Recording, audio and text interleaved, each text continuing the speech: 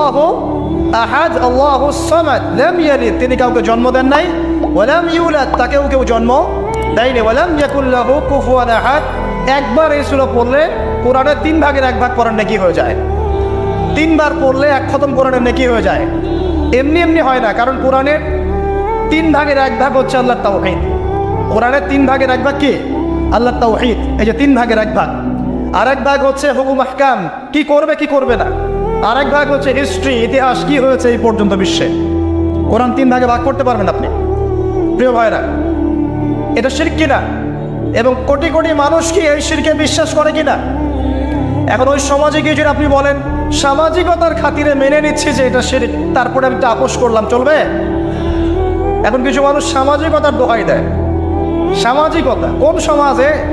যে সমাজ আমাকে শিরক শেখাবে ওই সমাজ, যে সমাজ আমাকে হারাম খাওয়া শেখায় সেই সমাজ, যে